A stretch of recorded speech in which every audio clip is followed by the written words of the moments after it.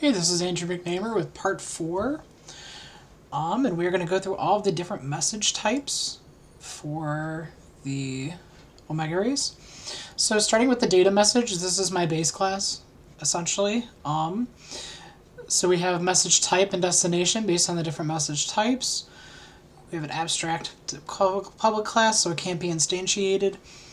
We protected player num, message type, destination, the delivery method, the channel, and the timestamp, so that the messages one down from where these inherit from can use all of these, which we do. We abstract, serialize, deserialize, execute, print me, clear, and then we have a bunch of the gets and sets for this data, which any of the inherited one messages can also grab.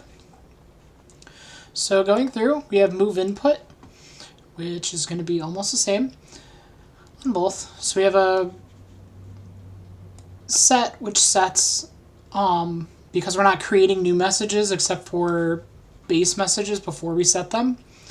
If the queue doesn't have enough messages, we mainly use set, which overrides the different data members. So we have horizontal input, vertical input, which player it is, where it's going, server, client, or both, what's our net delivery method, and then our channel, which is set to 0.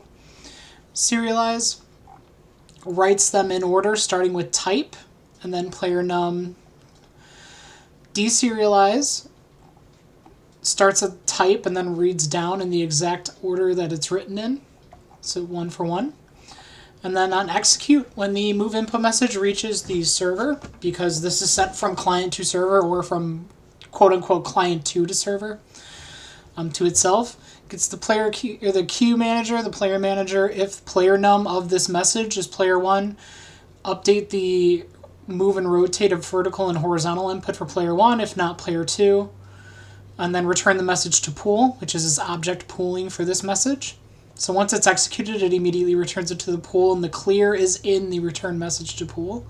But as you can see, we set it back to unknown, uninitialized, and then the rest of the items are set to 0.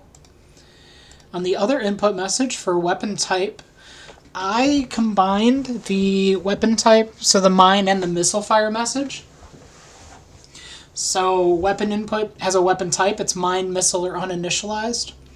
And as you can see, we have a M type, which is our missile or mine type.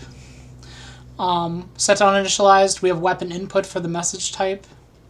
Set, same way, because we're not creating messages, we use set for almost all of these. These are all data driven. Serialize writes type and then the other member variables in order. Deserialize is the exact same order, just the other way around. Pulling in from the reader, reading in the different values. And then on execute, we again get the message queue manager and the player manager. Depending on what the player is, because this is an input, we create a weapon fire message, which is the actual, hey, do the thing now, because the input was pressed. From the pool, we get one. If the player name of this message is player 1, we set it to the destination both, so that it fires on both client and server, or both clients will fire. Player number, which would be player 1. Get the weapon type from the message, and then player 1 or player 2 to data ship, get the pixel position of the ships, reliable sequenced, get the angle by degrees, and then this is on channel 4. Set current time, so this is more of the Dead Reckoning type of controls, so we are setting the actual time that we are using to use for the latency offset. Then we add to the output queue on both, and then return this message to the pool after it's executed. And then this is the clear. For the weapon fire messages, I have them on a separate channel, so they're always on 4. And yeah, that is the weapon input message. The actual weapon message has the weapon type, a position, because again, this is part of the Dead Reckoning, so see, these are some of the changes that we had to make to the message. We have an angle, the time, setting all those to 0. We have the set message, which uses Sets our angle, channel. If it's a mine, we have this set to 0 because there's no angle technically to the mine. Method, position, type, destination, we set all of those. Same as on the client. Serialize is the same, write type and then write the variables. Time is set current time, which is how I used to, instead of setting it to that, I can just call this and it'll set it to whatever the current time is. Saves a step. Deserialize starts with type and then goes down. Execute, we get the player manager and the queue manager again. Depending on which weapon type it is, so if it's a missile, it does this first queue, or first if statement, not queue. If it's a mine, it does the bottom one, which is why we have player, it goes weapon type, then player, and then it pulls that and does the exact thing it's supposed to. With the correct position, angle, and then the latency offset that we're using for the Dead Reckoning control. And then for the mines, the same thing. Player 1 lays a mine, player 2 lays a mine at the position, and then we clear. The ship update position method, or messages. So we have position, velocity, and angle. Set, as always, initialize to 0. We don't have set on ship position updates because we're not actually using those to set. We were just deserializing it on the client, so I didn't put a set on the client. I only have it on the server. Serialize writes type and then the variables. Deserialize deserializes type and then the variables in order that we were serializing them. Execute is the same. So we, again, message queue manager, player manager. Depending on the player num of this message, we set the position and angle to the position and angle, and then the pixel velocity to velocity. And then if it's player 2, obviously it goes to player 2 instead. And then we object pool, return the message to this pool after it executes, so that we recycle the message, and then clear sets it to 0. Collision messages, we have a private game object ID. It's one for A, one for B.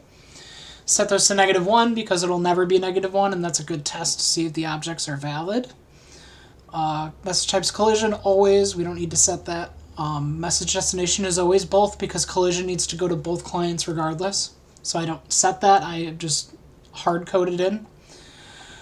Delivery method and channel though. So we have serialize, which writes type as always, and then the member variables.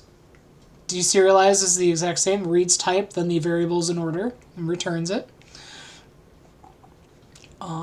Execute, so we get the message queue manager and the 2 game objects that we can find based off of the IDs that we set in this set.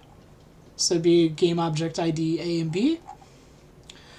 And then we can check if they're null, and they both have to not be null to accept, otherwise it will throw an error, so I had to throw both of these on here.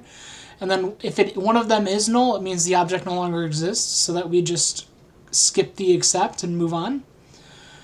And then return message to pool, there's our data pooling, object pooling for this, and then clear sets them back to -1, 0, and unknown. And to show how this works in process message, so when we get an incoming message, we deserialize the message based on the type, add it to the input queue. So that is for all messages that are incoming. And then for the contact, well, we'll go to game scene play to show. And then for the output queue, anytime an input is pressed, we add it to the output queue on both server, technically player 2, and then client, which is player 1. And then for the remaining messages for this, so contact manager, I'm sending it on reliable ordered, which has to be on 0. So I'm doing that because it needs to get through. Contact messages have to get to the client and the server. There can't be drop messages, it can't be missed. It has to play through because collision is a huge part of the way this game works. So if you miss a collision, you can miss a score, you can miss any number of things that are vital to the way the game is designed. And then for the inputs, I'm also using 0 but unreliable sequenced for move input, and then reliable sequenced for the fire messages. Because if we miss a move, it's not going to really matter, but we want to make sure we're using the most recent one. And then For this one, I use 0 on this as well. I kept all the input messages because they're only going to be firing out one way. So I figure if they're all on 1, it's not going to be that big of a deal, was the way I thought of it.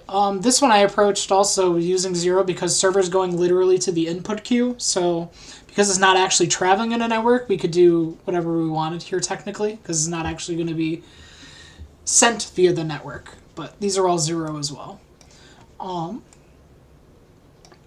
Yeah, and that is the messages.